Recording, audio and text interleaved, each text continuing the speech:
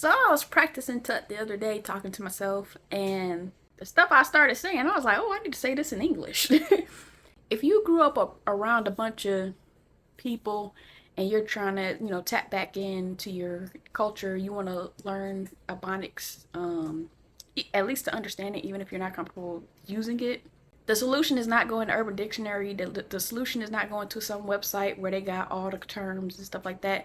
You're going to end up looking like a fraud, just like the other people that have been called out over the years for being a fraud and not genuinely speaking Ebonics. Ebonics and Black culture is not learned through studying, it's learned through community. You need to go where Black people are, hang out where they're hanging out, listen to how they're talking. You don't have to start talking like them, but even if you never speak Ebonics, you'll become more authentic. Because even if you speak standard American English, people can still tell when you hang out with us. Just like the Asian girl that got in trouble because there are rules. People talk about how ignorant Ebonics is. It's not. It's very in depth, and there's parts of Ebonics that even we don't even really think about, because they when the Asian girl got in trouble for, oh, I'm from the hood, but she using all the terms from different parts of the country. We don't do that.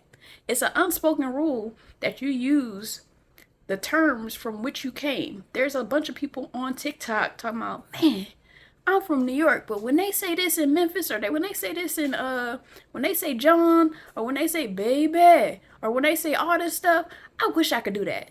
That's because there's the unwritten rules that, yes, they wish they could do that because that's not their culture. Everybody Black, but we have different subcultures. So if you trying to tap in, Urban Dictionary is just so you could know what people saying. It's not so you could study like, oh, I'm gonna start using Brit. I'm gonna start using mad. I'm gonna start using hella. I'm gonna start using this. Like, that's how the other people think. If you want to tap in, go to where the people are at, where you live, or be in community with certain people online, and just sit there and listen and commune. That's where the authenticity comes from.